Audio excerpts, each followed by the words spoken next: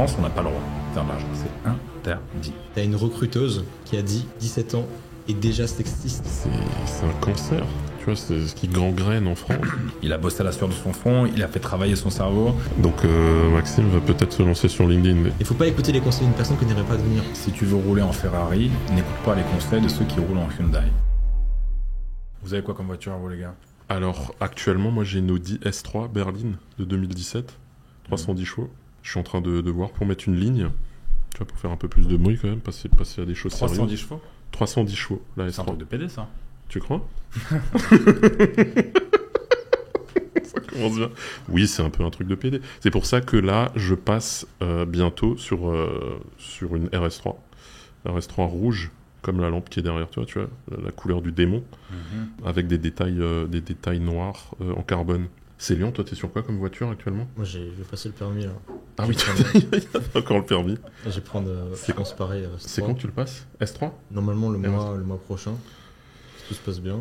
Et après. D'ailleurs, je me suis fait défoncer sur LinkedIn parce qu'il y a des gens qui m'ont dit oui, c'est dangereux de prendre une RS3. Alors j'ai dit t'inquiète, j'ai déjà pas mal d'expérience, j'ai fait 3000 km avec mes parents en conduite accompagnée. Moi, dans ma tête, je me dis 3000 km, c'est déjà beaucoup. Et après, ça a encore empiré le truc. Enfin bref. Donc tu penses partir sur quoi? RS3? Ouais, bien sûr, je pense RS3. Putain, ça peut être insolent, les deux RS3. Avec le A derrière. Ouais, après on n'en est pas au niveau de Maxime. Ouais, après, moi j'ai une S63 avec le pack Brabus, donc esthétique. En fait, Brabus, pour ceux qui ne savent pas, c'est en gros une entreprise qui va modifier les voitures de la marque Mercedes. Maintenant, ils se sont diversifiés, ils font aussi Porsche, ils font Smart, je crois. Ils font aussi Range Rover, ils ont fait des Range Rover, ouais. Mais à la base, c'était vraiment, la connotation, c'était Mercedes. Parce qu'en fait, il y a les Mercedes AMG. AMG, c'est à peu près pareil, sauf que c'est une marque qui appartient à Mercedes. C'est le préparateur officiel? C'est le préparateur officiel, voilà. Et après, il y a Brabus qui est du coup une entreprise à part entière et qui se positionne avec une gamme encore plus luxueuse, sportive que AMG. C'est quoi, c'est une Rocket? Tu sais, la gamme Rocket, là, chez Brabus? Ça, c'est une Rocket, en fait. Et Rocket, alors que t'as la préparation extérieure esthétique uniquement, ou t'as le moteur, ou tu comptes faire les deux? En fait, il faut comprendre que le moteur, finalement, la préparation moteur de chez Brabus, pour les Rocket 700, le modèle de base, eh bien, tout simplement, c'est juste un espèce de petit boîtier électronique qu'on va brancher en fait, au moteur. C'est comme une carto, en fait. C'est tout. Il n'y a pas vraiment il n'y a rien qui change dans le moteur au niveau des injecteurs ou de quoi que ce soit. Mais après, ouais, c'est vraiment le délire esthétique, quoi. Les jantes en 22 pouces, le pare-choc avant en carbone, les moustaches, machin, le diffuseur arrière, la ligne d'échappement également. J'en mets. Voilà. Combien t'as payé?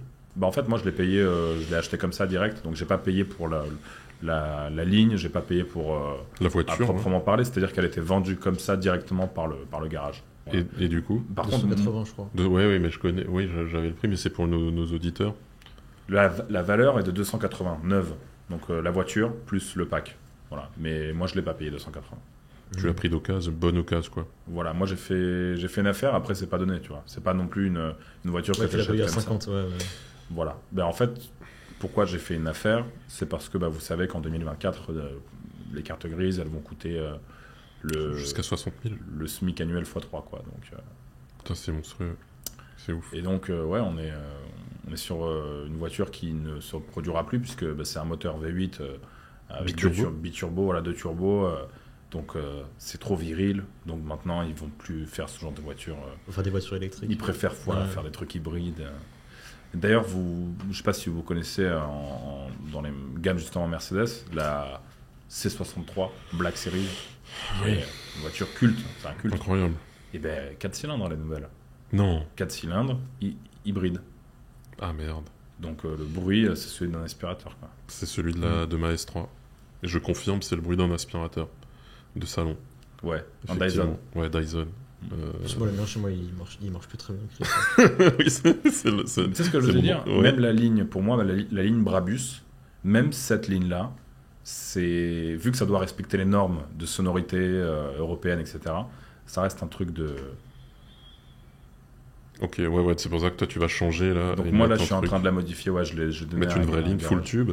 Alors en fait on va faire autre chose, on va juste modifier la ligne Brabus, on va garder les tuyaux, enfin la ligne entre guillemets Brabus, donc on va pas toucher, c'est une ligne qui coûte 15 ou 20 000 euros neuve, donc ça serait con de la modifier directement, enfin de la changer, mais on va juste enlever tout ce qui est silencieux, catalyseur, etc. pour être vraiment sur une sonorité...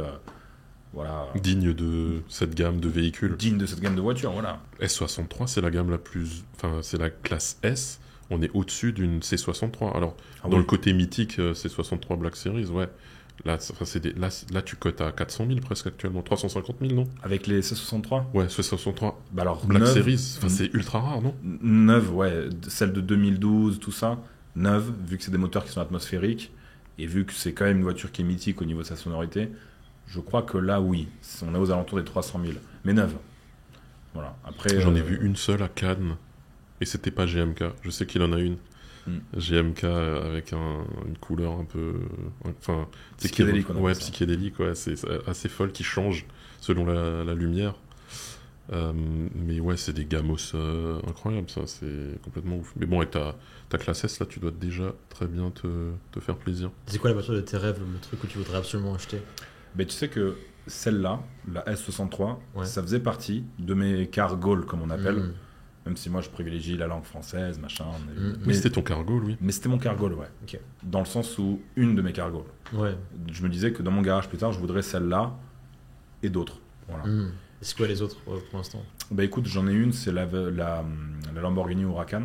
Okay. STO? Non, pas STO. Parce que la STO, elle est trop... Honnêtement, la Evo... Evo. Ouais, la STO, je la trouve trop... Enfin, c'est vraiment une voiture de circuit. Ouais. Ça serait au moins d'avoir un tout petit peu de confort, histoire de quand même profiter, quoi, vraiment de la voiture en elle-même. Après, c'est vrai que quand tu prends une Lambo ou une Fefe ou quoi, bah, t'es pas vraiment là pour le confort, t'es plutôt là... Pour la sportivité. Ouais, mais bon, ça reste quand même... Voilà, ça reste quand même important pour moi, je pense, d'avoir un peu de confort, puisque... Ouais, c'est clair, et ça, c'est très caractéristique des berlines allemandes, tu vois. Ça, c'est incroyable. Tu prends Audi, BM et Merco, dans un yacht. C'est incroyable. Tu roules dans un yacht, ouais. Faudrait qu'on fasse une vidéo voiture, on va en Allemagne sur l'autobahn. Avec Maxime? Ouais, ce serait incroyable. Putain, on pourra faire un espèce... Comment on appelle ça? Un convoi? Ouais, mais lui, il sera déjà parti à Dubaï, etc. Ouais. Il sera dans d'autres aventures, dans d'autres contrées lointaines. Oui, après, t'as prévu d'aller à Dubaï, là, bientôt? Ouais. Bah, j'y vais dans une semaine, là, à peu près, un peu moins. Et t'y vas des fois, comme ça, pour... Bah, j'y vais là. T'y vas... Ok. Voilà, j'y vais pour les affaires. Et tu nous disais en off que t'es pas très loin de Yomi, c'est ça? Alors, en fait, on a notre structure juridique, elle est dans le même, en effet, dans le même bâtiment. J'ai vu, en fait, que lui, son adresse, c'est exactement la même que la mienne. Yomi Denzel, pour ceux qui ont la ref, bien évidemment. Trop bien. Tout le monde aura la ref, je pense. Ouais, bah oui, forcément. Yomi et Oussama, d'ailleurs, ils ont fait un podcast. Yo quoi? Yomi. Non, mais... Moi, j'ai appelé mon chien Yomi, c'est super insolent, tu vois. Ouais, ton chien, ouais. Non, c'est un très bon gars, ça se voit, il a vraiment... Ouais, il est très fort. Ouais, bien sûr. Nous, ouais, dis-moi. J'allais tout simplement dire qu'il y a même lui qui est ultra mainstream. Alors, moi, voilà, je suis pas mainstream parce que je dis des choses qui déplaisent à énormément de personnes, puisqu'il y a eu un lavage de cerveau depuis des générations maintenant, et du coup, ce que je dis, ça paraît comme quelque chose de fou. Donc forcément, moi, je suis un peu moins mainstream que lui. Lui qui est ultra gentil avec les bords arrondis, même lui, il y a des gens qui le critiquent ouvertement, qui font des vidéos sur lui et tout. Donc c'est quand même incroyable. T'as beaucoup de haters? Bah en fait, tu sais, je pense que j'en ai pas beaucoup, mais un hater, c'est une personne qui fait beaucoup de bruit à elle toute seule. Donc il suffit qu'il y en ait ne serait-ce que une cinquantaine, et t'as l'impression qu'il y en a beaucoup. Voilà. Donc en fait, j'en ai pas beaucoup, mais comme tout hater, c'est font du bruit, oui. Donc les haters sont des fans, attention. Ah, ouais, c'est quasiment la même chose, parce qu'en fait, un mec qui t'adore, genre profondément, qui limite une admiration énorme, en fait, il peut se transformer en hater du jour au lendemain, parce que c'est des gens qui ont des émotions très fortes pour des tout petits propos. Moi, ce que je disais par rapport à Yomi Denzel, ce qui était ouf, c'est que nous, on a envoyé une vidéo sur WhatsApp à Yomi pour lui proposer une vidéo de dégustation. Et il nous a répondu 20 minutes plus tard un message vocal. Bon, il a dit qu'il faisait que avec des membres de sa formation ou des gens qui ont fait des centaines de millions. Non, il faut faire Ouais. au moins 2-3 millions annuels. Ouais, même plus, hein, il a dit des Ou centaines. plus, je crois. ouais, ou même, Des ouais, il licornes, a dit comme des ça. centaines. Enfin, Qui, Yomi Denzel? Ouais. Ouais. Ah. Sinon, tu peux pas tester, quoi.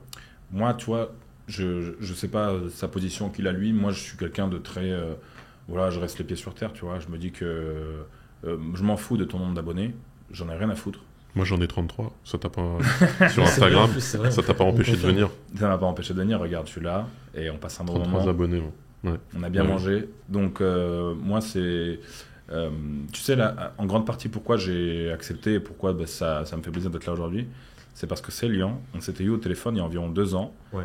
Et alors, j'avais déjà à ce moment-là donc, la plateforme qui était en cours de route. Mhm. Donc, tu es venu avant, le process, ouais. pendant le process. Mhm. Bon, j'étais déjà moi en train de faire ça, Mhm. mais tu as été visionnaire, tu vois. Et j'ai compris que tu étais quelqu'un de très, très intéressant, tout simplement, pour ça, tu vois. Donc, Et j'avais 16 ans à l'époque. tu avais 16 ans, tu as été visionnaire sur de ça. retour d'ascenseur, comme on Voilà. Donc, tu vois. dit. T'es un homme de conviction et loyal, quoi. Ouais, bien sûr. Trop Et bien. puis même, je pense qu'il y a toujours plein de choses intéressantes à dire, peu importe ton nombre d'abonnés. En effet, Bien sûr. on est quand même dans un milieu où c'est important d'avoir fait ses preuves et de faire du cash. Sinon, bon, bah, t'es pas trop légitime à en parler. Mhm. Mais C'est bah, vous, je vois que vous êtes bien légitime pour parler de ça. On est sur la bonne voie, ouais. Et voilà, c'est pour ça. Moi, c'est tout ce qui m'importe. Mhm. Et le côté humain, c'est important, tu vois. C'est important Forcément. Ouais, c'est sûr. La vente, c'est de l'humain, c'est des émotions. Mhm. C'est ce qu'on dit toujours. Tu vois. Moi, ce qui est dommage avec les haters, c'est qu'il y a beaucoup de gens qui n'arrivent pas à publier et qui n'arrivent pas à dire ce qu'ils pensent à cause de ça, en fait. Enfin, il y a une sorte de truc où il y a des trucs que tu ne peux plus dire, tu vois, alors que la plupart des gens sont d'accord. Bah, les gens sont devenus des grosses tarlouses, en fait. Ouais, Voilà. Parce que tu vois, ils ont peur de clairement dire ce que eux ils pensent. ouais. Tu vois. Donc pour moi, t'es faible. Si t'as peur de dire quelque chose, parce que t'as peur de ce qu'on va penser de toi, t'as pas ta place à ma table. Mhm. Tu vois, dans mes amis, il n'y en a aucun qui dit des choses qu'il ne pense pas, ou qui dit des choses pour me faire plaisir, ou qui a des pensées qui, tu vois... Non. Dans Ouais, mon c'est- cercle d'amis qui est restreint, Mhm. on pense plus ou moins tous la même chose, et même s'il y a des différences, on n'a pas peur de les dire, ouais. d'en parler, de discuter, Mhm. etc. Et On met malheureusement, les tu sujets l'as- sur la table. Ouais. Et là, ce qui est assez ouf, c'est l'hypocrisie des gens. Genre, c'est des gens qui arrivent à publier sur les réseaux et à faire des posts en mode ok, Rolly, je vais donner des associations, je vais faire un truc bien, et qui, dans le fond, derrière, font des dingueries, mais ça, c'est assez ouf. Et d'ailleurs, moi, ce que j'ai remarqué d'assez intéressant, c'est que moi, je connais pas mal de gens qui sont sur Internet assez controversés, et ce qui est ouf, c'est que c'est les gens qui sont les plus à l'heure lors des rendez-vous, les plus sympas, les plus. Alors que dans le fond, je connais des mecs sur LinkedIn qui sont genre hyper appréciés, mais qui dans la vraie vie sont, mais je dis même pas se comportent mal, mais moi il y a un mec sur LinkedIn qui est assez connu, il m'a douillé 1000 balles en me faisant une fausse preuve de paiement, tu vois. Et on a dû l'appeler, le menacer. D'ailleurs, ce qui était assez marrant, c'est que lorsque j'ai appelé le mec, moi je sais même pas tellement articuler que Chris il m'a dit ouais, faut que tu dises que tu vas le signaler à la DGC, DGCE, un truc comme ça. DGCCRF ou... Et moi j'ai même pas bien prononcé le truc au téléphone, mais le mec il a quand même fait DGC. légèrement, tu vois. Mais c'est assez ouf parce que pourtant c'est le mec sur LinkedIn Ouais, qui non, veut avoir c'était- une super bonne image, mais vraiment en mode bullshit limite, tu vois. C'était du faux et usage de faux, tu vois. Mm. Il a trafiqué un logo. Et à côté, je connais plein de gens Revolut, sur LinkedIn, etc., enfin même pas que sur LinkedIn, sur Internet qui sont détestés, mais qui vont jamais me faire un truc comme ça, donc c'est assez ouf. Ouais, finalement, les plus détestés, après, tu te rends compte que dans la vie, c'est les plus doux et les plus gentils, les plus sympas, tu vois. Et inversement. Donc, nous, on préfère toujours prendre un positionnement un peu clivant, tu vois, et dire des trucs, des vérités, et dire vraiment ce qu'on pense sur LinkedIn. Mais Parce que ce qui est après, important, c'est le fait de pas arnaquer, le fait d'être. d'être authentique, ouais, l'authenticité. c'est ça. Oui, après, faut pas se forcer, c'est sûr, tu vois. Ouais. Mais j'ai l'impression il y a beaucoup de gens sur LinkedIn, notamment sur cette plateforme, qui se forcent à être lisses, tu vois, et qui se soucient plus de leur image finalement que d'être alignés avec leurs propres convictions, tu vois. Bah, sur YouTube, c'est pareil. Hein. Sur YouTube, Instagram, TikTok, il y a beaucoup d'influenceurs qui sont très connus aujourd'hui, dont je ne vais pas citer les noms. Non, Mhm. on ne cite jamais les noms d'ailleurs, Sauf si Voilà, le dev de l'argent. sauf Jean-Luc Mélenchon, sauf lui on a le droit de le citer, c'est tout. Je dis toujours ça, tu vois. Ouais, On ne tire pas sur une personne en particulier, ouais, on c'est tire sur un groupe de personnes. vrai. Ouais, t'as raison. Par exemple, les CDI, tu vois, CDI versus freelance. Mais la seule personne sur laquelle on peut tirer, c'est Jean-Luc Mélenchon. Bref, cette parenthèse, on l'a fait. Et ouais, mais du coup, pour en revenir à ce que vous disiez par rapport à ceux qui sont hypocrites sur LinkedIn, il y a exactement la même situation avec tous les autres réseaux sociaux. C'est que moi, je les connais, ces gens. Et je les connais, je les ai vus, on s'est rencontrés, des gens très connus. Et je peux vous garantir que ça prend de la coque dans les chiottes, ça va avoir les escortes, ça fait plein de trucs vraiment sales. Ça a des convictions également, tu vois, c'est-à-dire que moi dans l'oreille, je suis d'accord avec toi, hein. Ouais, je suis totalement, mais je peux pas en parler, je peux pas, tu vois. Oui, ça me rappelle les DM sur LinkedIn où on dit je peux pas liker parce qu'il y a mon boss qui regarde, ou je suis dans la merde, blablabla. Mon partenaire là, peut-être que ça va pas lui plaire, si tu vois. Donc voilà. Et puis la monétisation, c'est important, faut que je remplisse mon frigo. Et c'est ouf, hein, parce que la cocaïne, moi j'ai été sur des groupes WhatsApp avec beaucoup d'influenceurs LinkedIn. Quand tu fais un post où tu dis oui, aujourd'hui j'ai gagné 5 000 €, ils sont en mode oui, mais tu sais, il n'y a pas que l'argent qui compte. Et après, 24 heures plus tard, ils disent ah oui, hier soir j'ai pris une ligne de coke dans un. En fait, moi, c'est ce que je dis toujours, c'est que l'excellence a été diabolisée alors que la médiocrité est parfaitement acceptée. Aujourd'hui, un mec qui prend de la drogue, qui prend de l'alcool, qui regarde Netflix, qui fait plein de trucs comme ça, il le dit, c'est accepté. Et alors que dans le fond, dès que tu parles d'argent, t'es vu comme une mauvaise personne. Parce qu'en fait, on voit l'argent comme quelque chose de mauvais, alors que l'argent n'est qu'une conséquence d'un problème que tu résous. Si tu gagnes 100 000 €, 1 million, 2 millions par mois, c'est juste parce que tu résous un problème, tu résous des problèmes qui valent ce prix-là. C'est rien de plus que ça. Exactement, en fait, hein. Bien sûr.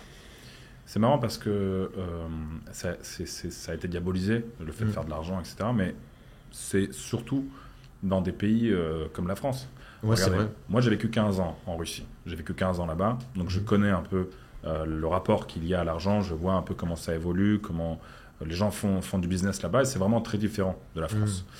Ce que j'ai pu remarquer, c'est que quand une personne fait de l'argent, quand une personne a un business qui fonctionne, eh bien, ce qui va se passer, c'est qu'elle va recevoir énormément d'admiration, énormément de demandes, de conseils, beaucoup de questionnements, voilà, que les gens vont se poser quand ils vont discuter de cette personne ou s'intéresser à elle. En France, c'est l'inverse. En France, on n'a pas le droit de faire de l'argent. C'est interdit. On n'a pas le droit. C'est pas bien. C'est mal vu, il faut rester petit, il faut pas exposer son rester à sa place. Moi, je vais vous dire un truc. J'avais des haters, comme on disait tout à l'heure, quand je faisais des vidéos, là, mon contenu avant. À partir du moment où j'ai switché et où j'ai commencé à montrer une petite partie de mon train de vie, juste histoire de faire comprendre à mon audience ce à quoi on peut aspirer, et bien à partir de ce moment-là, ça s'est décuplé d'une façon astronomique. Et j'ai compris que le mythe de « il ne faut pas réussir », il ne faut pas faire de l'argent, il faut rester petit, ben c'est pas vraiment un mythe, c'est la réalité. Ouais. C'est en France. Et ça, c'est en France. Hein. En Russie, il n'y a pas ça. En Russie, tu peux nous parler un peu de... C'est peut-être la même chose que partout ailleurs dans le monde. Est-ce que c'est la France? Est-ce que c'est un cas particulier de la France? Est-ce que c'est l'Europe tout entière? Tu vois, parce qu'aux États-Unis, on sait que ils sont plus décomplexés par rapport à l'argent. Ouais. Et en Russie, c'est quoi le mindset? Tu vois, c'est quoi le modèle de vie? Le mindset, le modèle, c'est très clairement la réussite financière, avoir une belle voiture, avoir une femme, un grand appartement, partir en voyage, aller manger dans des restaurants, s'habiller avec des marques de luxe, etc. Donc c'est vraiment, on est sur les bases de make money, réussite, etc. Et c'est vraiment le but de chaque personne, très clairement, qui va évoluer en Russie. Vous demandez à n'importe qui, ils ont tous envie de faire de l'argent, ils n'ont pas peur de le dire, et ils ne sont pas là à se trouver des excuses et à essayer de blâmer ceux qui font de l'argent, à traiter d'arnaqueurs tout le monde à tout bout de champ. Donc là-bas, en Russie, il y a plusieurs types d'influenceurs make money. Il y en a qui sont droits, qui vendent des formations, qui vendent des coachings, etc. Et il y en a d'autres qui, là, pour le coup, en effet, vendent des vrais schémas d'arnaque, de vrais trucs. Hein. C'est-à-dire que tu envoies 500 €, tu as la promesse que tu vas en recevoir 1000 le lendemain.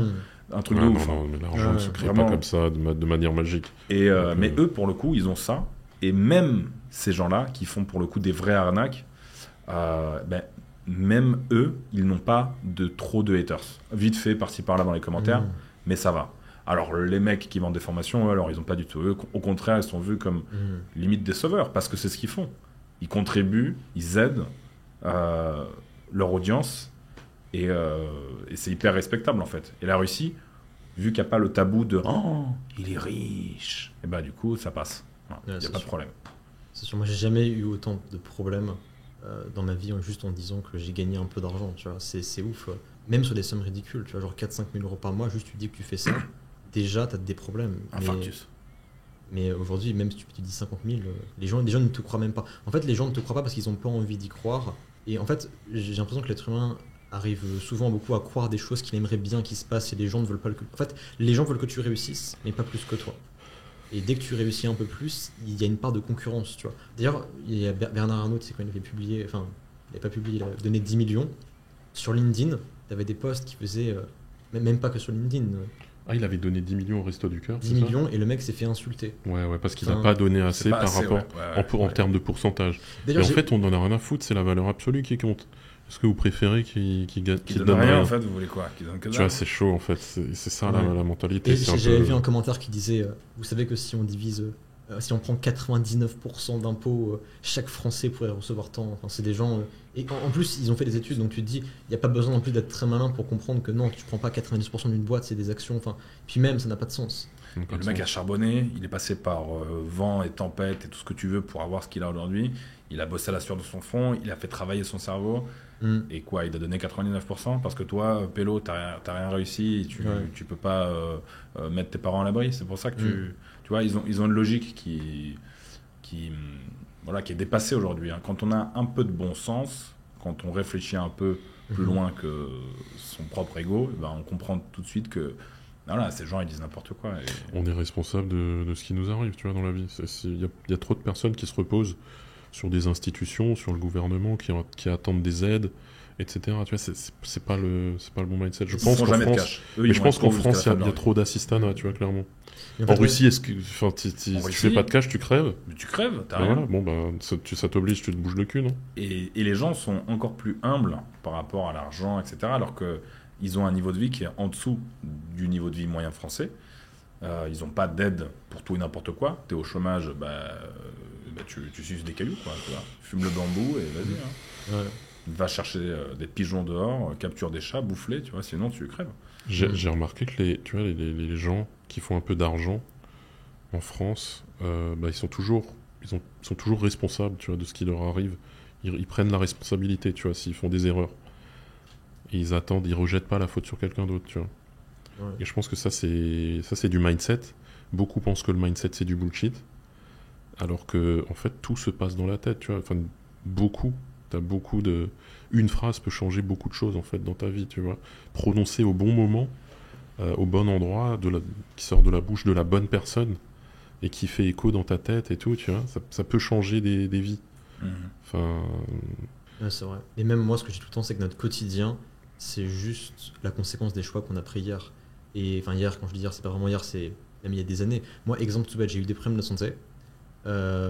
Et je dis que c'est de ma faute parce qu'en fait moi un jour j'étais chez moi dans l'escalier, je me suis tapé sur tout le dos, toutes les marches, et donc j'étais à deux doigts d'être paralysé, j'ai fait une rééducation et c'est ce qui a tout changé en fait dans ma vie. Mais dans le fond, à aucun moment je suis venu dire ah oui j'ai pas eu de chance, quoi que ce soit.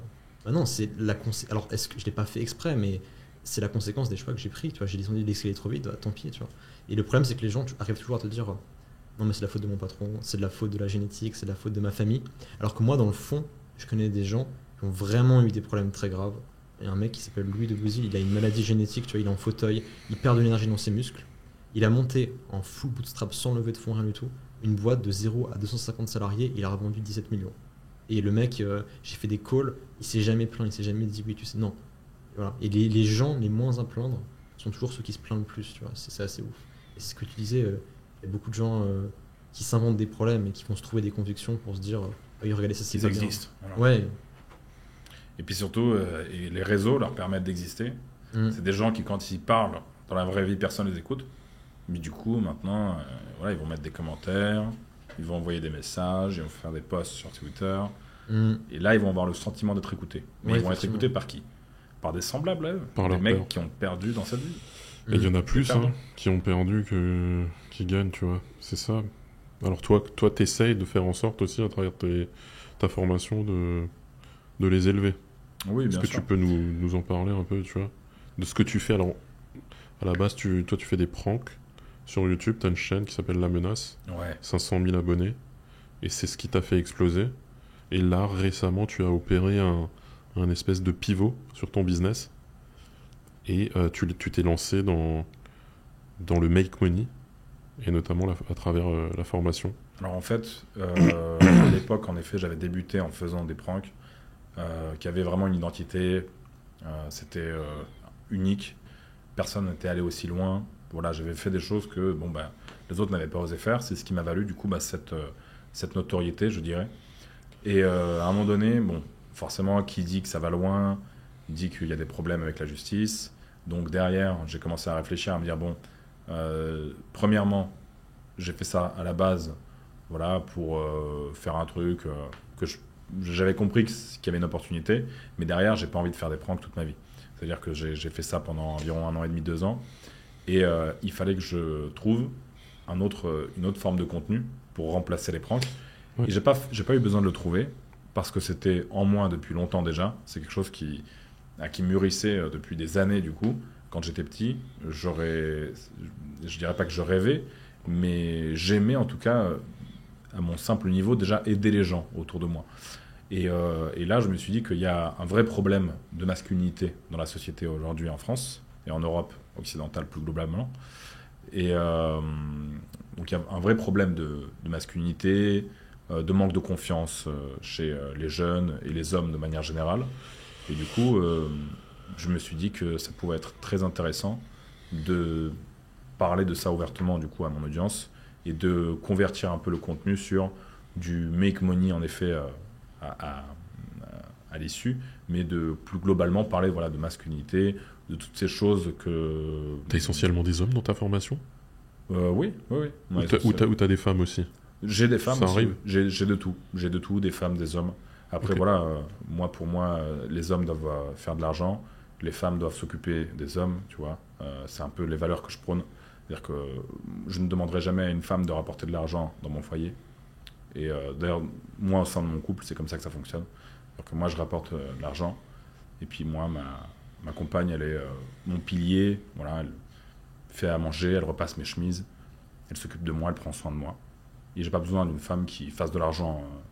Voilà. C'est mon rôle.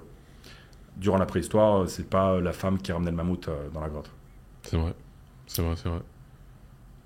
Moi, je remarque que c'est un peu pareil, en fait, dans mon cas, tu vois. Après, je suis un peu moins... Je vais un peu moins loin que toi dans cette idée-là, tu vois. Je laisse ma femme la liberté d'avoir un job et tout. Après, dans la pratique, comme c'est moi qui ramène plus d'argent, on a décidé que c'était tu vois, qu'on allait miser chacun sur ses forces. Et donc, on est une équipe et...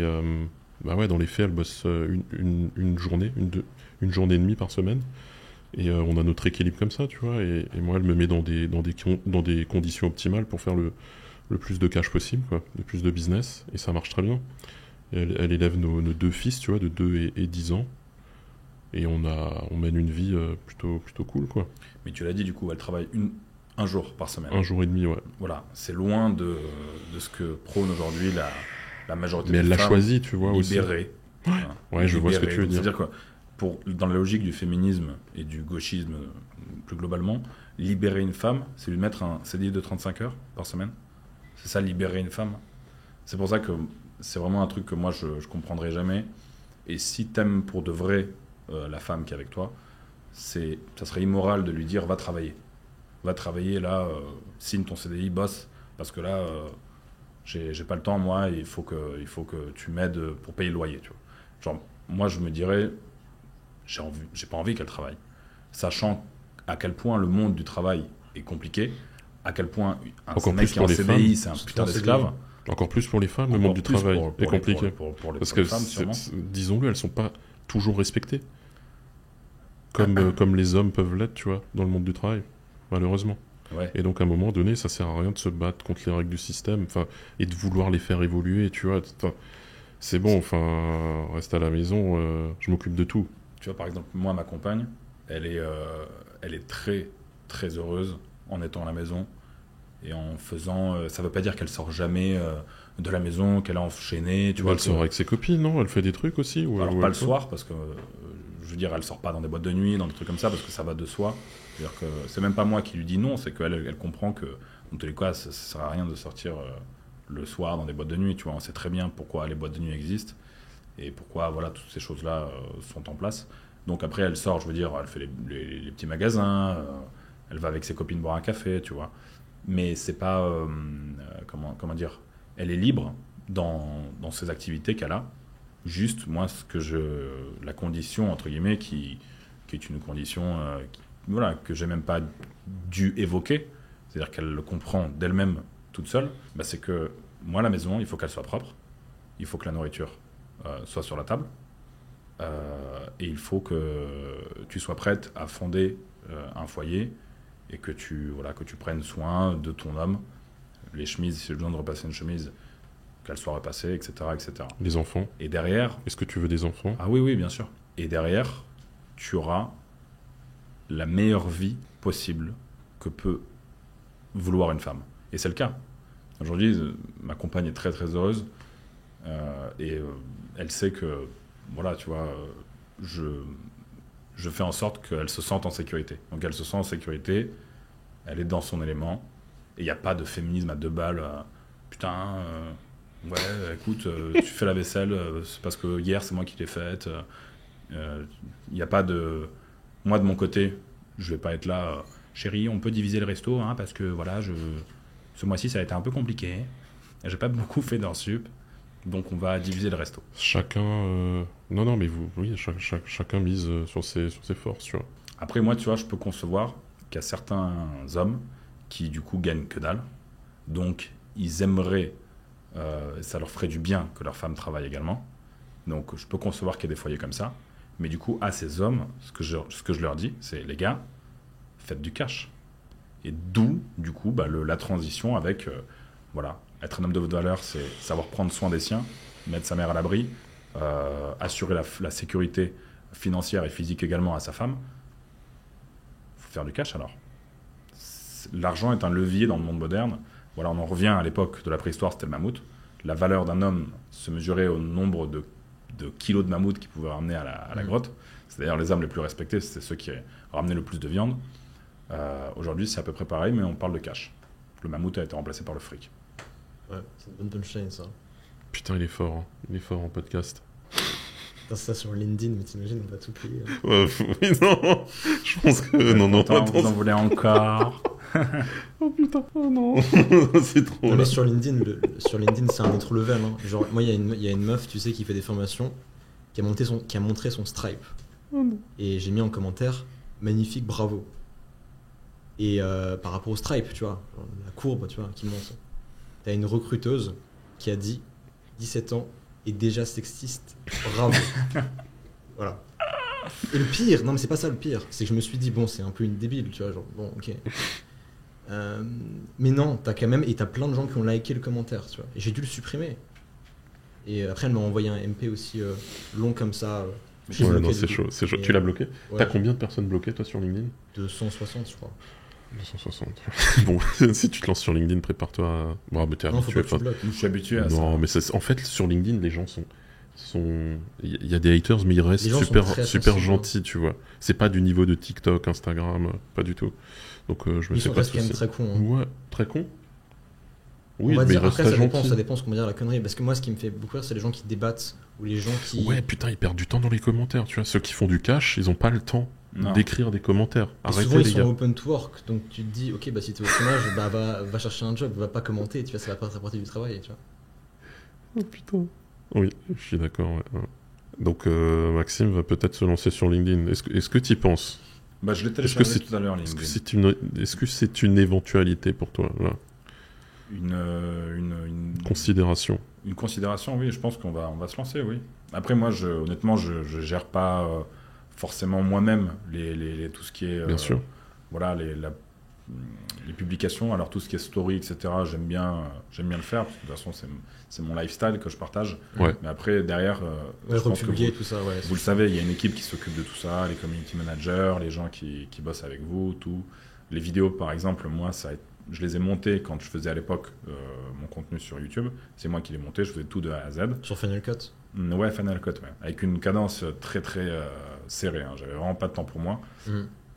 Et aujourd'hui, je touche plus à rien. C'est pas moi qui monte les vidéos, c'est pas moi qui fais ça. Et t'as une bonne équipe? Ouais, franchement, une bonne équipe. C'est important d'ailleurs de s'entourer des bonnes personnes. Tu travailles avec des freelances essentiellement? Oui. T'as personne en CDI? Non. Bah ouais, je trouve que c'est mieux. Avoir une relation comme ça, de faire des partenariats, tu vois, finalement, c'est plus puissant. Ouais, quand t'es solopreneur, il faut travailler avec des freelances. Hein. C'est très fort. D'ailleurs, ce qui est bien avec un freelance, c'est que s'il fait de la merde, tu peux le virer du jour au lendemain. Oui. Et moi, j'ai jamais compris en CDI. En fait, en CDI, tu dois. Mais les démarches, elles sont d'une complexité monstrueuse. Et tu vois, par exemple, en Russie, le business de manière générale, il me fait penser vraiment à celui qu'on avait à entendre les dire en France dans les années 80, 70 et tout. C'était vraiment, tu as plein d'employés, c'est hyper simplifié, tu n'as pas des charges de malade mental, etc. Et du coup, c'est ce qui fait que la Russie aujourd'hui est un pays très propice justement pour faire des affaires. Et nous, on s'appuie sur ce modèle-là. C'est-à-dire qu'on a besoin de quelqu'un, ok, on te paye tant, et tu nous fais le travail, tu fais mal le travail, tu dégages. Alors que si on le prenait en CDI, ça ferait que on est quelque part lié à ce mec. C'est limite, vu que c'est toi le patron, c'est limite toi la pute de ton employé. Ouais, souvent c'est ça. Hein. En fait, ce qui est fou, c'est que les employés, quelque part, c'est les putes de leur patron. Ouais. Dans le monde du business. C'est clairement ça. Oh non. T'es employé, t'es en CDI, t'es la pute de ce patron. C'est comme ça que le patron te voit. Mais dans les faits, tu peux pas faire ce que tu veux quand t'es patron. Alors que tu devrais avoir cette main-là, vu que c'est toi qui lui donne un emploi. Tu vois, par exemple, moi, les gens qui travaillent avec moi, qui travaillent pour moi, j'ai toujours eu un respect considérable pour eux. J'ai toujours été très, très à l'écoute. Des fois, mais par exemple, il s'agit de le payer, je le paye un peu plus. Je suis très, respectueux par rapport à ces gens-là, parce que je me dis que c'est eux qui contribuent à ce que je fasse mon cash. Et comme on dit, prenez soin de vos employés, ils prendront soin de votre entreprise. Donc, moi, j'ai toujours fonctionné comme ça. Mais par contre, vu qu'avant, moi, j'ai été employé, quand j'avais 18 ans, 19 ans, etc., j'ai été rapidement employé pendant quelques années dans des boîtes d'ostréiculture. Je bossais dans... Ah oui, j'ai eu ça, ouais. Dans les métiers de la mer. Voilà. J'ai fait ça. Et du coup, j'ai vu à quel point... C'est difficile, ça. Hein. C'est un métier qui est compliqué physiquement, mentalement également, parce qu'on travaille avec des gens un peu limités. Les patrons dans les huîtres sont très... comment dire, rigides, mais surtout bizarres. Ils n'ont pas du tout le sens du management, comme par exemple moi je l'ai avec mes employés, que je respecte. C'est honnête, c'est sincère. Je les respecte pas parce que j'ai un intérêt derrière, même si ça aussi c'est le cas. Mais eux, par contre, c'est zéro, aucun sens de management. Vraiment, ils te considèrent comme leur merde et ils n'ont pas, tu vois. C'est pour ça que moi je me suis embrouillé avec beaucoup de patrons d'ailleurs. J'ai fait plein d'entreprises, à chaque fois je partais parce que j'étais là, moi je suis pas une pute, tu vois. Tu me parles pas comme ça, tu vois. Je bosse pour toi, mais je suis pas ton esclave. Mais pourtant, dans les faits, si. T'es un esclave. T'es payé 10, 15 euros de l'heure, t'es un esclave. Ouais, c'est vrai. C'est de l'esclavage. Moderne. Ouais. C'est de l'esclavage. C'est vrai. Tu peux aller chercher bien plus, en vrai, tu vois, dans l'informatique. Mais après, heureusement qu'il y a aussi des gens comme ça, parce que sinon, comment est-ce qu'on ferait pour... On pourrait avoir des relations de partenariat, tu vois, et aller chercher un peu plus d'argent, tu vois. Moi, je me suis pris pas mal de remarques parce que, tu vois, moi, j'ai fait 0 études, j'ai même pas le bac, tu vois. Et pourtant, toutes les personnes que je recrute ont des diplômes, même des masters. Et pourquoi ? Parce qu'en fait, toutes les personnes que j'ai recrutées qui n'avaient pas de diplôme, c'était... En fait, moi, je pars du principe que dans une entreprise, tu as besoin d'avoir un mec qui dirige et d'avoir des gens qui exécutent. Et en fait, tu peux pas avoir que des gens qui dirigent et qui sont en mode... je veux faire... Tu vois ce que je veux dire, c'est... Et en fait... Moi, du coup, je me suis rendu compte que tous les mecs que j'ai recrutés qui étaient un peu en mode rebelle, en mode j'ai pas fait d'études, tout ça, ça a été les pires personnes parce qu'ils écoutent pas. Tu leur dis, viens demain à 9h, ils viennent à 9h03 dans un Google Meet, tu vois, donc c'est un peu embêtant. Et tu leur dis, t'es en retard, ils me disent, ouais, mais c'est bon, je suis juste freelance, j'ai le droit. Ok, bah, tu dégages. Alors que dans le fond, les gens qui ont fait des études, souvent, ça c'est assez ouf, les gens font des études parce que les parents veulent. Ils disent, oui, c'est pour faire plaisir à mes parents. Oui, mais en fait, dans le fond, moi je considère que en fait, on s'en fout de faire plaisir à ses parents sur le court terme. Si tu fais plaisir à tes parents bah tu fais rien de ta vie. Enfin, et en fait, moi, ce que j'ai fait, c'est que moi, j'ai quitté l'école à 16 ans officiellement, alors que mes parents étaient profs. Bien évidemment qu'ils ont pété un plomb. Ils m'ont pas dit, oui, vas-y, on est ok. Mais dans le fond, aujourd'hui, je fais plus d'argent que tous les profs réunis qui me disaient que j'étais une merde. Donc, en fait, c'est incroyable ça. Mais oui. Et moi, il y a encore 2 ans, 2 ans et demi, j'avais un surveillant. Tu vois, moi, je venais presque pas en cours à cause de mes problèmes de santé, et aussi parce que j'aimais pas ça, on va pas se le cacher. Et tu avais le surveillant qui me disait, toi, tu finiras par ramasser les poubelles juste là-bas. Tu vois. Et aujourd'hui, je pense que... Après, je vous dis, j'ai pas fait de lead, mais hier, j'ai dû faire 3-4 fois son salaire, pas annuel, mais mensuel. Je sais pas combien il est. T'as combien, toi? Vas-y, on va parler Ce mois-ci, j'ai fait 55. 55 000. Je suis un peu dégoûté parce que j'avais 25 la première semaine. Donc moi, dans ma tête, j'étais en mode, vas-y, c'est ouf. C'est la première fois que je fais autant. Et en fait, après, c'est un peu descendu, mais... Avec un business unique, toi, t'es ultra focus. Moi, j'ai un business qui est très simple. En fait, tu as toute entreprise, si elle a une vidéo sur son site, c'est mieux. Bah, moi, je fais des vidéos de présentation. Et je fais ça, des vidéos, tu vois, j'en fais depuis que j'ai 14 ans, tu vois. Et moi, j'ai commencé à 14 ans, j'allais sur Twitter et je prospectais des youtubeurs, tu vois, qui ont genre 200 abonnés. Et je leur disais, je te fais ton intro. Et ça coûtait 20 balles, je me faisais payer en carte cadeau Amazon. Et je bossais comme un malade pour toucher 50 ou 100 balles par semaine de carte cadeau Amazon. Et mes parents ne savaient pas, le jour où ils l'ont appris, ils sont énervés. Après, j'ai quand même continué. Et d'ailleurs, j'avais fait un... Après, mais je suis allé au CNED. Je sais pas si tu vois ce que c'est le CNED. Je l'ai fait le CNED aussi, ouais. J'ai été scolarisé moi 2 ans. T'as aussi fait le CNED? J'ai aussi fait le CNED, ouais. Ok, il y a une technique qui marche trop bien. C'est que du coup, moi, j'ai fait le CNED et à côté, je bossais pas. Je bossais sur mon entreprise. La technique qui marchait trop bien, c'était... Alors, mes parents m'enlevaient les barrettes de RAM dans mon ordi pour pas que ça marche. Mais j'en ai trouvé une, avec une ça marchait, donc bref. Et j'allumais l'ordi discretos, je bossais comme un malade et à côté j'avais fait un petit système de Ponzi pour les devoirs. En fait, j'avais trouvé une technique, c'était t'allais voir un mec du CNED et t'allais lui dire écoute, j'ai un devoir de français, je te le rends dans 1 heure, tu peux me passer le devoir de maths. Et le mec me passait le devoir de maths. Et après j'allais dire à un mec t'as le devoir de français, j'ai le truc de maths, et je faisais un truc comme ça. Et au bout d'un moment, j'avais tellement automatisé, ça fonctionnait tellement bien que j'avais fait un petit formulaire, un Google Form, qui rédigeait vers un Google Drive. Donc j'avais automatisé le process. Et du coup, j'avais tous les devoirs. Et du coup, je suis passé, j'avais des notes, super bonnes notes partout. Mes parents trop contents. Et en plus, à côté, je développais mon business. J'espère que mes parents verront jamais ce podcast, mais voilà. Incroyable. Mais c'est ça l'entrepreneuriat, tu vois, t'avais déjà compris. Et mes parents, en fait, ça leur a fait du bien. T'as mis un process en fait, place et tout pour hacker le truc. Et déjà, t'as développé ta... Et après, au bout d'un moment, les devoirs, ça marchait plus trop. Et du coup, je suis passé à 0 après. Mais après, j'ai commencé à faire de l'argent. Et comme dit, l'argent, ça met toujours tout le monde d'accord. Parce qu'en fait, tout le monde va te dire j'ai des valeurs, tout ça. Mais tout est une question de somme. Tu peux obtenir quasiment tout ce que tu veux d'une personne, c'est juste une question de somme. Imagine, t'as 18 ans, tu fais plus de fric que tous tes profs réunis, toutes les personnes qui te critiquent sur Internet, et que toutes les personnes que tu vas croiser dans la rue. Tu fais partie des 0,1%. Et même, je pense qu'on peut aller plus loin, vu que tu as 18 ans. L'entonnoir, il va vraiment encore plus filtrer. Et là, tu fais partie des 0,0000000. Ça, c'est pas bon. C'est pour ça, moi, il faut que je parte à Dubaï. Parce que dans le fond, quand t'es la personne la plus intelligente, enfin, bon, l'intelligence, ça, c'est encore une autre chose. Hein. Mais quand t'es la personne la plus riche dans la pièce, c'est que t'es pas dans la bonne pièce. Parce que moi, dans le fond, si j'ai appris à faire de l'argent, c'est parce que moi, j'étais fauché. Je fréquentais des mecs qui gagnaient beaucoup d'argent. Parce que j'ai compris un principe très simple. C'est que déjà, la plupart des entrepreneurs ont énormément d'ego. Premièrement. Deuxièmement, la plupart des entrepreneurs n'osent pas parler d'argent.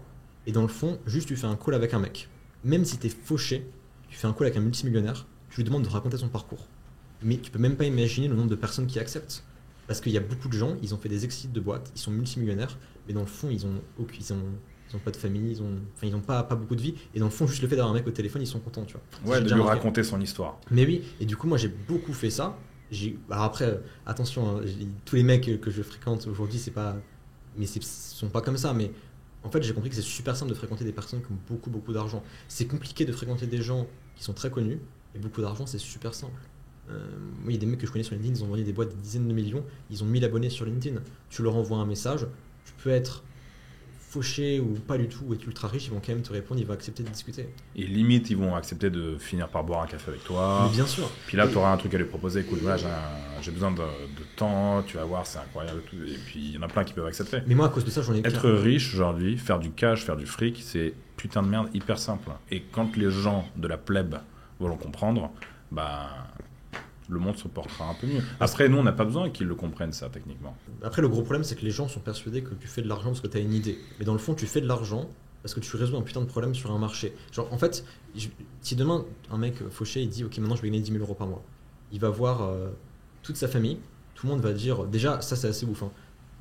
Une personne normale va voir ses parents, elle dit « Je veux être millionnaire », ses propres parents rigolent. Ça, j'ai déjà remarqué, ça, c'est assez ouf, surtout en France. Mais donc je revenais au truc que je disais à la base, c'est que l'argent n'est qu'une conséquence d'un problème que tu résous. Et le monde, il en a rien à foutre que tu peux faire de l'argent. Tu peux le dire à tout le monde n'en a rien à foutre. Par contre, tout le monde a des problèmes et tout le monde est prêt à payer un certain montant pour ça. Et exemple tout bête, moi j'ai un client, il enlève les merdes, les nuisibles dans les maisons, tu vois. Ce mec-là, il m'a pris plus de vidéos que quasiment n'importe qui. Il a dépensé des milliers d'euros chez moi. Parce qu'il résout un putain de problème. Et quand t'es chez toi et t'as des rats ou de la merde, bah bien évidemment que instantanément tu appelles un mec pour les dégager. Enfin, c'est un problème. Les squatteurs. Ouais. D'ailleurs, c'est incroyable cette histoire-là de squatteurs en France. Les gens qui squattent un appart, genre, du coup, ils entrent chez toi, ils changent la serrure, c'est bon, c'est chez eux. Tu connaissais pas? Si, je connaissais cette histoire, mais je me dis, c'est de la merde, ça, c'est pas possible. Moi, tu vas voir si ça sera chez toi. Ouais, mais les vrais, ils attendent pas que la loi résolve le problème. Ouais, non, mais ils savent à qui le faire aussi. Ils font à des mamies, exactement. Ils font à des petits parce que vieux, des personnes isolées. Moi, ça nous arrive pas, ça, tu vois. Moi, je monte avec une équipe qui est composée de moi-même, mon père, d'autres types de plus de 120 kilos. Et ça se passe pas comme ça, tu vois. Qu'est-ce que t'en penses? Bien sûr que je partage ton avis, mais tu vois, c'est juste pour montrer à quel point le système il est éclaté au sol en France. Par rapport à ça, et pas qu'à ça. C'est fou, ouais, je sais pas. En Russie, j'en ai pas parlé de cette histoire-là, mais je sais que si je vais là-bas à mes amis, je vais les voir, je vais leur dire, ouais les gars, là, demain, s'il y a un gars qui vient chez toi et change la serrure, c'est chez lui. Mais ils vont pas comprendre, en fait. Ils vont pas comprendre. Ils vont bugger. À juste titre, tu vois, ils vont se dire, mais c'est quoi ça? C'est juste pas possible, en fait. Ils vont se foutre de ta gueule. Ils vont dire, non, mais arrête, tu dis de la merde, la fin. Tu sais qu'on passe pour des bisous, hein. La France, mais de plus en plus. De plus en plus. Alors que la Russie, par exemple, je vous prends l'exemple de la Russie parce que je le connais bien, cet exemple-là.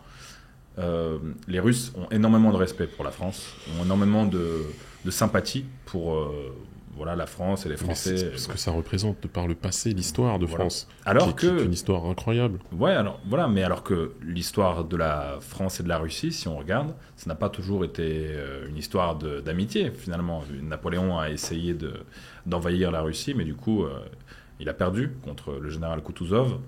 Et pourtant, malgré cela, il n'y a aucune animosité de la part des Russes par rapport aux Français. Et au contraire, il y a une forme de respect. De grand respect.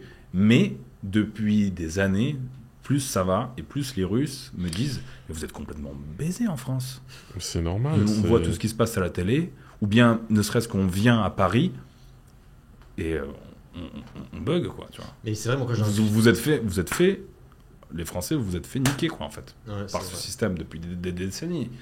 Vous regardez les vidéos des années 50, 60, vous sortiez, rien que par exemple rien que comme les gens, je sais pas, se comportent ou s'habillent, tu voyais que ça allait, quoi, tu vois.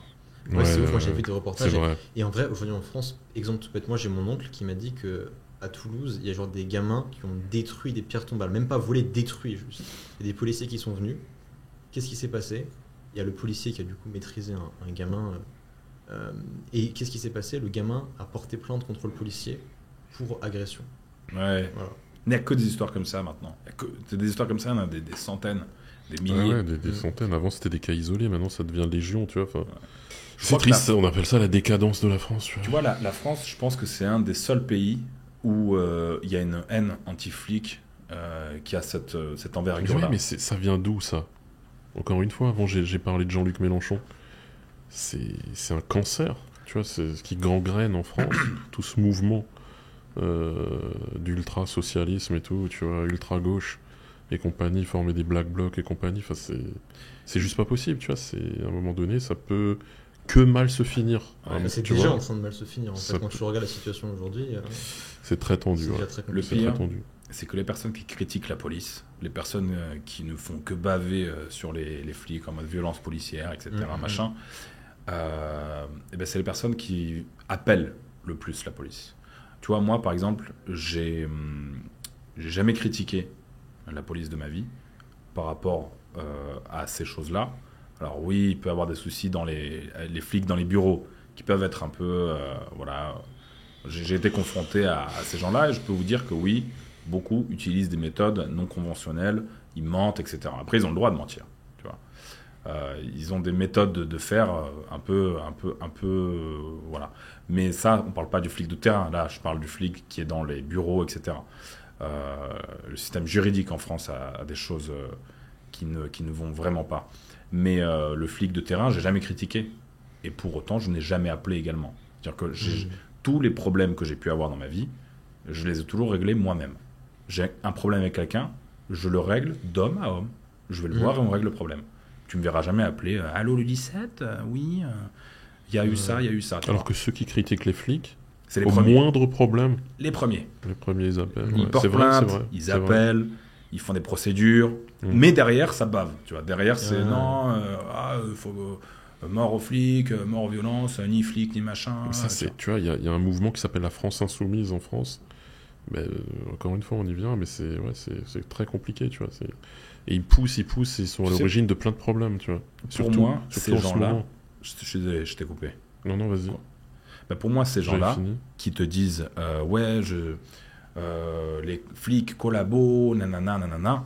Tu sais, la mentalité de ces gens, c'est typiquement la mentalité du traître qui, pendant la Grande Guerre de 39-45, balançait son voisin juif ou son voisin qui était maquisard, qui le balançait aux flics, à la Gestapo, etc. C'est typiquement cette mentalité-là. Et je l'ai toujours dit, les résistants de l'époque de nos grands-parents, de moi dans ma famille, ils étaient résistants, c'est les personnes qui aujourd'hui pensent comme nous. Alors que les collabos de l'époque, c'est ça le traître, c'est aujourd'hui ceux qui justement se disent comme au service de la démocratie, au service de la liberté, etc. La gauche. En fait, il y a eu un changement. On a l'illusion que les femmes aujourd'hui en France veulent leur indépendance, qu'elles veulent travailler, le CDI, etc. Donc on a cette illusion-là parce que du coup, en effet, il y a le féminisme qui fait son travail sur les réseaux, sur les médias, à la télé, dans les films. On a une énorme propagande. Je ne sais pas si vous êtes conscient de ça, c'est incroyable l'ampleur de la propagande. C'est-à-dire qu'ils sont tous réunis en même temps, avec le gouvernement également, l'éducation nationale, dès le très jeune âge, c'est le lavage de cerveau. Donc on a en effet une certaine partie de la population, de la gente féminine, qui veut donc travailler, se teindre les cheveux en bleu, etc. Donc on a ça. Mais à côté, on a on a beaucoup de femmes qui veulent pas de ça et qui veulent fonder un foyer, s'occuper des enfants, faire à manger, repasser les chemises. Ça a été diabolisé. Aujourd'hui, tu ne peux plus le dire et te faire ban. Demain, genre, tu fais un compte LinkedIn, tu dis ça, t'es ban en fait. Mais elles sont là. C'est-à-dire que moi, j'en croise plein des femmes qui me disent moi, je suis totalement d'accord avec ce que tu dis. Moi, je veux d'un homme qui rapporte la sécurité à la maison financière, à qui derrière, je vais offrir des enfants, que je vais prendre soin de lui, etc. Donc c'est-à-dire qu'on a plein de femmes qui sont comme ça, mais c'est juste qu'on ne les entend pas, parce que forcément c'est diabolisé. Forcément, si elles disent ces choses-là, elles peuvent perdre leur travail, elles peuvent perdre leurs amis, perdre leurs proches. Donc elles n'ont aucun intérêt à le dire, mais elles le pensent.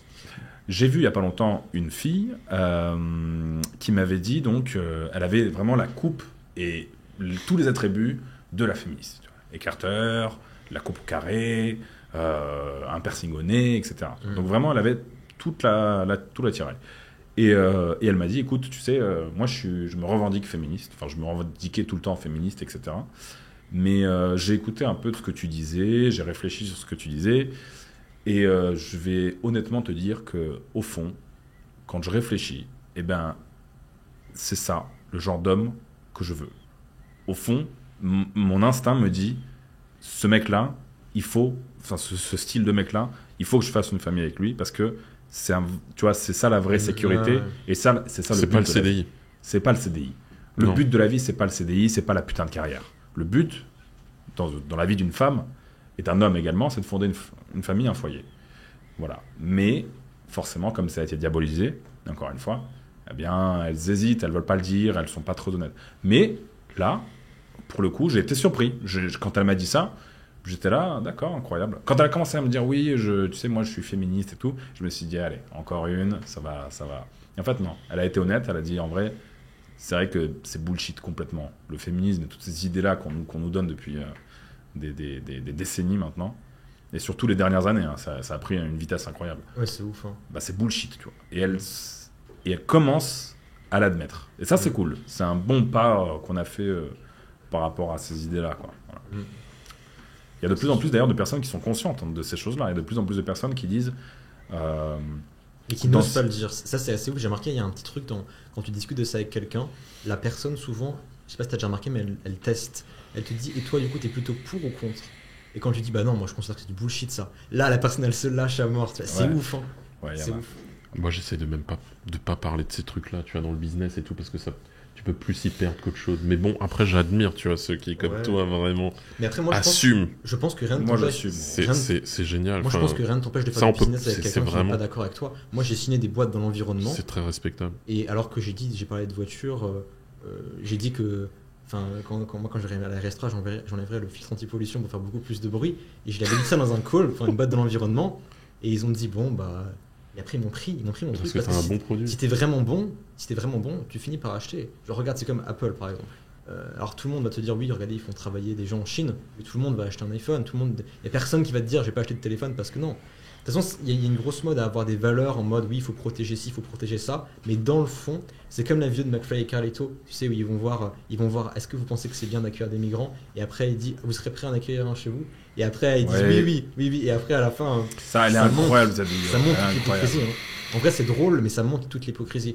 Tout le monde veut se construire une belle image, mais dans le fond, derrière, on a tous des avis clivants. Et en fait, l'être humain veut toujours faire croire que la vie, elle est très nuancée, mais dans le fond, soit on aime, soit on déteste. C'est dans le fond, c'est comme ça. C'est comme ça que ça marche. Après, il y a un truc, tu sais, et moi, je suis ce genre de personne à toujours me remettre en question. C'est-à-dire que quand j'aurai un avis sur quelque chose, je vais systématiquement me poser la question de est-ce que j'ai raison, est-ce que je suis dans la bonne position, etc. Donc, je vais toujours voir les choses en perspective. Imaginons, je vais débattre avec quelqu'un.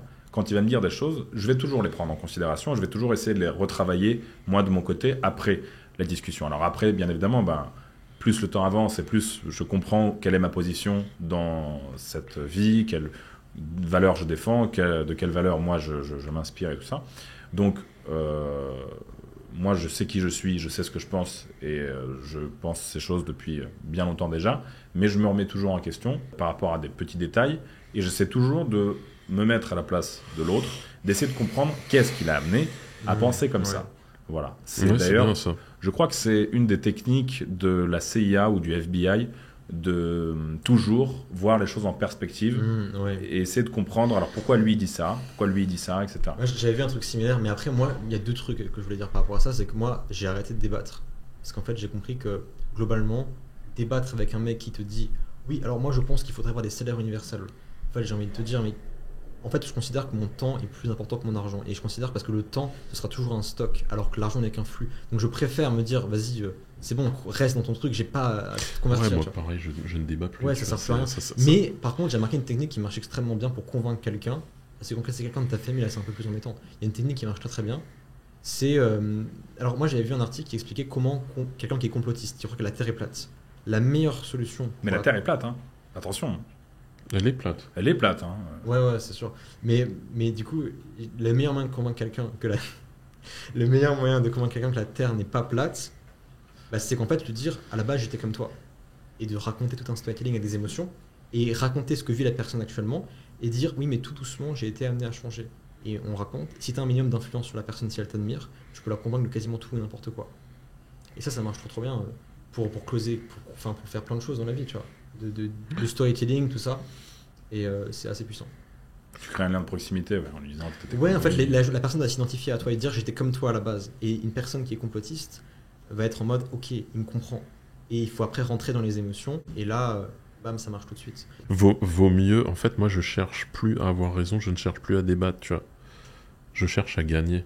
C'est pas pareil, tu vois. Vaut mieux vouloir gagner, c'est pas pareil que vouloir avoir raison. Mais oui, c'était comme quand dans le call d'environnement où j'étais, j'ai dit oui, c'est vrai que l'environnement c'est un sujet qui est très important et qu'il faut prendre à cœur. Et après, bam, 2000 balles la vidéo. Et Chris, 33 abonnés sur Instagram. Ouais. Il a déjà vendu un coaching à 1000 balles Hier soir, j'ai vendu un coaching d'un mec qui m'a DM sur Insta, qui a vu un réel que j'ai closé instantanément. 33 et en 33 abonnés. Hier soir, là j'en ai 35 ou 36 entre temps. Tu vois, mais j'ai fait 1200 balles comme ça sur un prospect froid que je ne connaissais pas encore il y a 48 heures et qui ne me connaît pas de LinkedIn. Donc là, j'étais très heureux de l'apprendre que ce mec-là ne m'a pas rencontré, ne me connaissait pas de LinkedIn, tu vois, donc c'est incroyable. Mais c'est que tu as une voix qui est plaisante sûrement, tu vois, au téléphone. Alors j'essaye de closer en visio, tu vois, parce que émotion, interaction humaine, etc. Langage non verbal, on doit voir que je suis quelqu'un de rassurant, etc. Tu vois, tout ça compte. Donc oui, j'essaye plus de closer, de pitcher par visio, hein, clairement. Moi, j'ai fait dans ma vie 1000 calls prospects. tout le temps les mêmes, juste vendre une vidéo de présentation. Et au début, ça convertissait pas très bien. Aujourd'hui, je suis quasiment à 100% de conversion. C'est incroyable. Tellement le truc est bon. Alors, j'ai pas mal de techniques dont je peux parler. Déjà, la technique toute bête, c'est un truc que maintenant je fais même naturellement, c'est toujours avoir un oui dès le début. Donc, est-ce que vous m'entendez bien? Oui. C'est tout bête. Je vous dérange pas? Oui. Tu toujours viens... avoir un oui pour engager la personne. Et tu viens le deuxième déjà, dans le call. Ouais, le truc, le faut super bien l'organiser. Dire, écoute, tu me présentes ta boîte en 2 minutes parce que j'ai pas beaucoup de temps. Après, tu me parles directement, enfin, je te présente mes tarifs, ma méthode et après comment on va bosser ensemble. Le mec, tu lui dis pas s'il est intéressé. Tu lui dis, ok, on va se programmer un appel de lancement avec mon équipe. T'es disponible ce soir à 18h? Avant, faut payer. Ou plutôt 19h. Avant de pitcher. Non, mais je veux dire.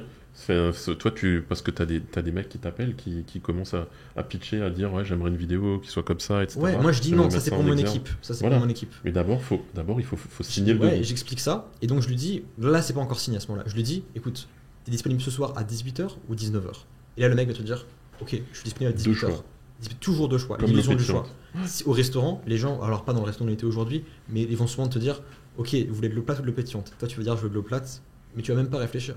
Et du coup, donc je dis ça, je dis, t'es dispo à 18h? Oui, ok, je suis dispo. Je t'envoie l'invitation. Invitation, Google Agenda. Il doit cliquer sur oui parce que c'est déjà un engagement. Le mec s'engage à venir. Juste après, j'envoie le devis. Le devis, il est super simple à signer. En fait, tu le signes électroniquement. Tu t'en rends même pas compte. Tu cliques sur le mail, tu mets signer, et hop, c'est signé. Après, il y a un acompte. Après, c'est signé. T'as un lien dans le mail pour signer? Ouais, t'as un lien et tu fais comme ça, tu swipes. Et en fait, l'animation est tellement satisfaisante. T'as déjà des mecs qui m'ont dit j'ai signé. J'ai signé pour l'anime. Non, mais les gens signent parce qu'en fait, c'est YouSign, tu vois le truc. Tu vois, ça marche trop bien. Et en fait, mais ça, je me permets de le faire parce que dans le fond, moi, mon client, tant que sa vidéo, ça lui plaît pas, il est pas facturé. Et j'ai que des clients. Ouais, et t'es sûr de ton produit, voilà. Donc ouais, exactement. T'as le droit d'utiliser. Et en fait, j'en ai fait tellement des calls que j'ai compris comment ça marche. Et le pire, c'est les mecs qui te présentent pendant 40 minutes leur boîte. Et je leur dis non, j'ai pas le temps. Je leur dis t'as 2 minutes et après stop, tu vois. Bah oui, tu feras un appel de démarrage de la vidéo du projet avec mon équipe, quoi. C'est ça. Hein. Le sujet qu'on peut encore aborder dans ce podcast, c'est le focus. C'est le fait de rester focus. Genre par exemple, tous aujourd'hui, on a atteint des stades. Chris, il a été récompensé par Apple en tant que développeur. Toi, t'as fait 500 000 abonnés sur YouTube. Moi, j'ai fait 300 clients dans le même domaine. Dans le fond, le point en commun qu'on a, malgré que ce soit très différent de nos business, c'est que dans le fond, on est resté focus. Tu vois, toi, tu t'es pas dit, je vais créer 14 chaînes YouTube. Tu vois ce que je veux dire? Chris, il est resté dans le dev, il est resté dans un domaine. Et c'est ça ce qui compte. Il y a beaucoup d'entrepreneurs qui me disent, ok, je vais faire ci, je vais faire ça, je vais monter un ça, je vais faire une formation, je vais faire une agence, je vais faire de la crypto, je vais faire des NFT. Et en fait, quand tu parles d'argent, mais ils parlent plus parce qu'ils font pas d'argent. C'est le syndrome de l'objet brillant, tu vois. Être attiré à un moment donné par les NFT, le dropshipping, etc., etc. Et de rester focus, ouais, c'est une capacité que peu de gens ont en 2023, tu vois. Et c'est ce qui fait toute la diff. Faut rester focus sur un truc, tu vois, et le faire, mais l'exploser, plier le game là-dedans, tu vois. Lui, c'est Lyon, c'est un truc de ouf. Il a le business. Enfin, c'est simple, tu vois. C'est con comme business. Un je bon fais des vidéos business, pour les c'est boîtes de toujours présentation. Ouais. Et quand une boîte me dit, je veux une vidéo pour présenter mon équipe, faut que tu... Non. Même si c'est 10 000 balles, je m'en fous, je veux rester ultra focus. Il y a des mecs multimillionnaires, ils m'ont dit, viens, on s'associe, on crée une boîte. J'ai dit non. Parce que bon, déjà, je sais comment il fonctionne dans le fond. Et dans le fond, tu finis par être l'esclave du mec qui a un pourcentage de ta boîte et qui va avec niquer. Mais je suis toujours resté ultra focus, même quand ça marchait pas. Même quand je faisais 500 balles par mois, mes parents ils me disaient, mais attends, mais tu bosses 16 heures par jour pour toucher 500 balles par mois, tu travailles au McDo, c'est bon, tu gagnes plus d'argent. Et je dis non, je reste focus, je crois en ce que je fais. Parce que les gens croient que c'est parce que tu es dans un domaine magique que du coup tu gagnes de l'argent du jour au lendemain. Non, mais la vérité, c'est qu'on met des années à réussir du jour au lendemain. On s'en fout du Personne domaine. ne se lance tout de suite et ça explose. Et il faut pas écouter les autres, c'est tout. Il faut pas écouter ni sa famille. Faut pas écouter les gens que tu n'aimerais pas devenir. C'est pour ça que moi, par exemple, mes parents, je les respecte beaucoup, mais ils me donnaient des conseils, ils me disaient, tiens, tu vas faire des études. Bah, en fait, moi, je respecte mes parents et j'avais pas envie d'être comme eux. Par contre, sur le plan de la santé, je les ai toujours écoutés parce qu'ils sont en bonne santé. Mais faut pas écouter les conseils d'une personne que tu n'aimerais pas devenir. Si tu veux rouler en Ferrari, n'écoute pas les conseils de ceux qui roulent en Hyundai. C'est vrai. Ok, bah, je pense qu'on va rester là-dessus, non? C'était le mot de la fin, c'est incroyable. Cette punchline de fin, là, Merci, au revoir. on peut remercier Maxime, tu vois, d'être venu et de s'être déplacé de Bordeaux. Ouais. Merci beaucoup pour ton temps. Merci à vous, les gars. Et c'est vraiment très cool. Beau podcast. On s'améliore. On essaie de s'améliorer de podcast en podcast. On a fait une réunion de malfaiteurs, là, c'est ça? Oui, c'est un peu ça. Ça ressemble. Bande organisée. Équipe, on va monter une équipe. Ok. Bah, top. Merci, les gars.